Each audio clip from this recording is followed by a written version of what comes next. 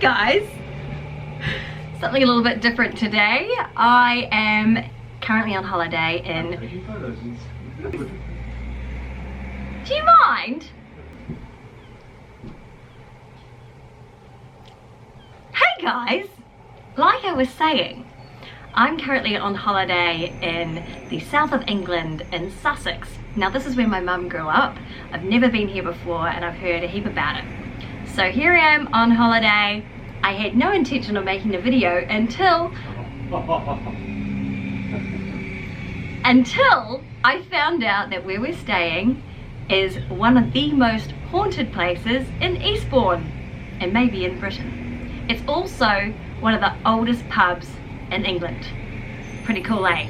This is the Inn. So what I thought I'd do is take you on a tour of the inn and give you guys a bit of a history about this place, which happens to have not one, not two, but 5 apparent ghosts that live between these walls. Come with me.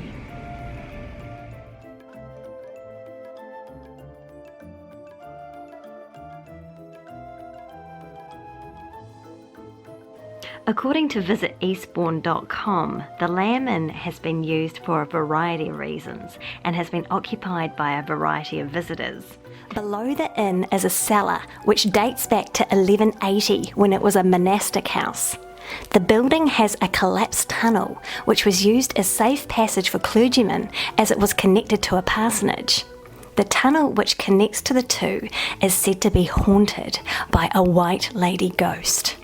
And I've tried to do some research on the identity of this white lady, but I can't find her identity. So if you know who she's supposed to be, let me know. Current owners of the inn, Nats and John, are more than happy to chat about the ghostly inhabitants. In fact, John will even give you a guided tour of the cellar. The Lamb Inn. Hold on to the banisters so you don't fall. Oh, it's scary. Whoa, shit. Hit my head. I hit my head. Down there, that was the passageway. Oh! Look out, Damian. Look out, Damian. That's where she lives. Was it supposedly a priest hole, you know, during the... Yeah, it would have been an escape tunnel as well for nobility. Yes. Oh my gosh. Look at how old it is. Ooh, it's creepy and it's cold. It's made of flintstones, you see. Yeah. So it goes about 8 feet and then it stops. Yeah, they've watered up, have they? Yeah. How long has it been closed up for? Probably about 100 years. Oh, okay. Yeah, about 100 years. No ghosties yeah. getting through for 100 years. I'll show you the bottom. Go on, let's have a look. That's the oldest part. That's But walls do not stop the undead. I'll have a look down there. Oh, what's in here? Oh, You can go down and have a look. Just be careful. oh, look at the ceilings like a Yeah, church. that dates back in 11th century. That's about 1,000 years. Oh, 1,000 years old. Yeah. what? Is it really? Yeah. This is a crypt. That's a crypt, yeah. Oh, get me out of here.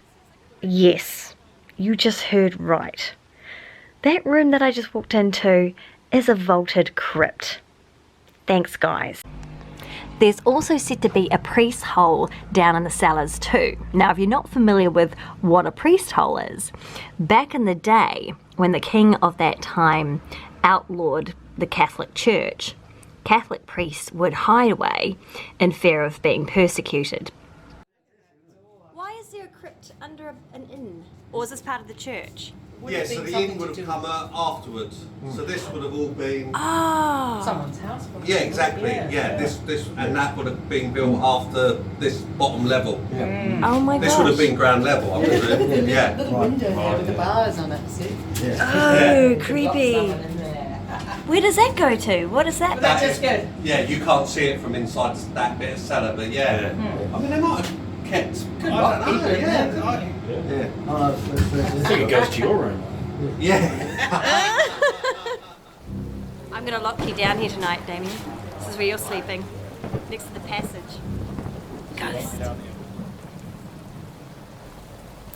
It was a dark and stormy night back in 1852 when the meeting of the Eastbourne Literary Society took place at the Lamb Inn. But that night there was a special guest. Dr. Darling had been invited to give a talk on mesmerism. Mesmerism is now more commonly known as hypnotism, but a lot of the Victorian audience were convinced it was a psychic phenomena. Many had heard or seen the spiritualist or mediums of the day and thought that this must be some strange demonstration of unearthly powers. They crowded nervously to hear the start of the talk. Dr. Darling stood up. Outside, the rain rattled on the windows. And just as he began, there was an enormous flash of lightning and a deafening crack of thunder. Immediately, the room erupted into panic. There was pandemonium as members of his audience ran screaming and fighting to get out of the room. They actually thought that he had invoked the wrath of the spirits. Poor Dr. Darling stood in now an empty room, packed his bags, and left without his 5-guinea fee.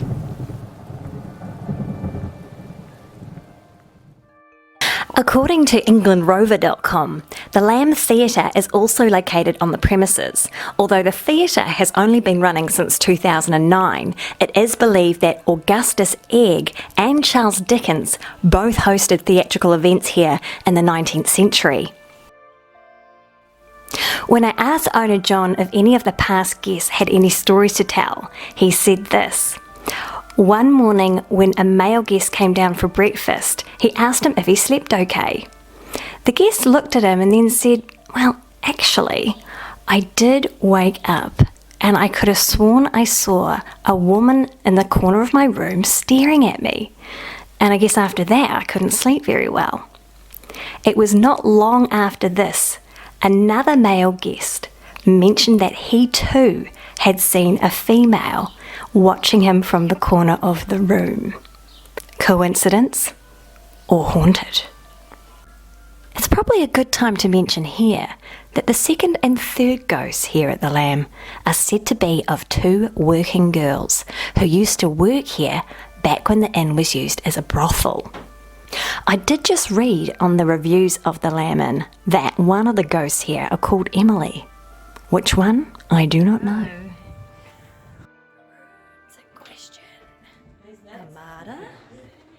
Well, we've been down in the cellar. And this is the other room the ghost has been sighted. Very good. Right next door to where Mother and Fudge are staying. And the Georgian dragon. This is the hallway to where the rooms are haunted. And this is our room. The Star of Eastbourne. Ghost free. When? Ghost free, apparently. I think he was just saying that. Our rooms. Oh, Damian's room is tidy. I keep my room tidy. Oh, my knickers. Ghost free. So it's about 11:30. I'm in my room. This is called the Star of Eastbourne. And I've got to admit, I feel very at home here. It feels very cozy. You can see from the decor, it's sort of got a country feel to it. The decor is very cutesy. And I don't think I'm sensitive to spirits or anything like that, but I usually get a sense for a place. And I've got to admit, it just feels nice. It doesn't feel spooky at all. I do, though, have someone staying with me who's not really sharing my sense of enthusiasm. Now, Damian, you've been staying here at the Lamb Inn with me. How have you found it? Good. Good, yes. Need a bit more?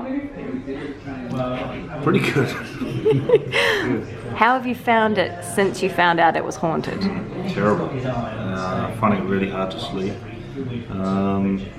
I haven't seen anything, but yeah, my mind plays tricks on me. So yeah, and then there's so much information all about it. Certainly not my thing, as you know. I don't like that stuff at all.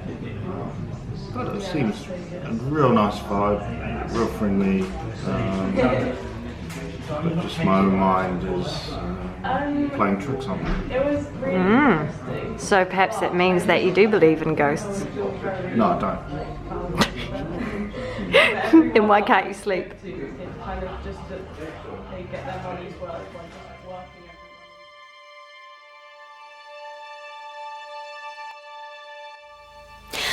One of the most strangest stories that I've found care of Paranormal Eastbourne again is that of a little boy who was walking past the Lamb Inn with his mother.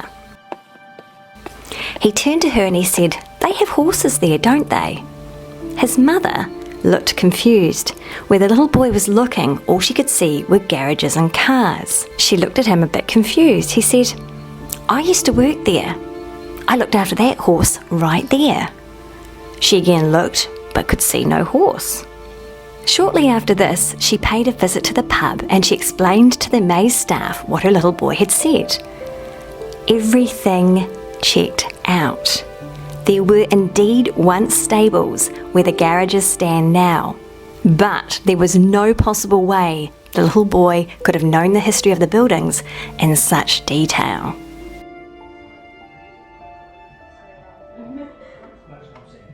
I'm currently in the pub of the inn. Folklore says that a tall 40-something male ghost with shoulder length blonde hair inhabits this very place.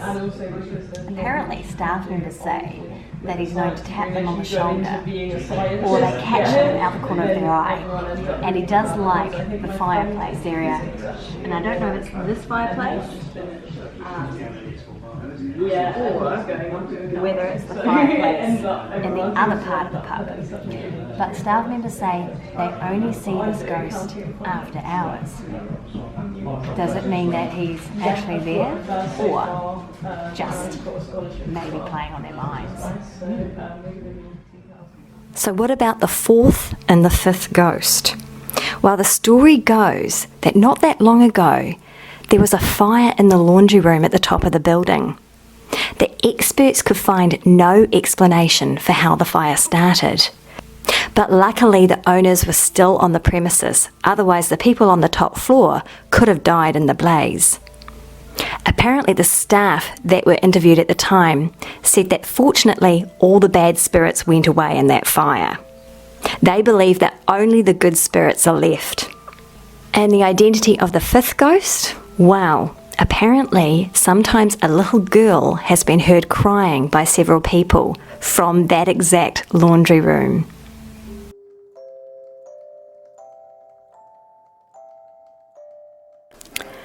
So we're now back in the land of the long white cloud. We've been away from Eastbourne for almost a week and we're really missing it. I had a conversation with Damian not long before we left, which I thought was rather relevant for this video. So Damian, you woke up one morning and you asked me a question which really made us go, can you tell me, what did you see? Well, because I was quite scared during the week and I didn't sleep well, my mind was playing tricks on me, and so I was waking up, oh gee whiz, every 2 hours. So I saw you go into the bathroom. I checked my phone. It was 2 o'clock in the morning. I was going to go into the bathroom after you'd finished. I'd never heard you leave, and your door was always closed. The light was on in the bathroom, and then I think I fell asleep again, but when I woke up, it might have been half an hour later or something, I went into the bathroom, all the lights were off, your door was closed. I never thought anything of it until I asked you in the morning. So you were up at 2 o'clock in the morning, but you said you weren't. So, Dun dun dun. So it was totally different to what I thought a ghost might look like. Who knows, it probably was you, but I was glad that we were leaving that day. So was it a ghost? Or was it me going to the loo? You decide.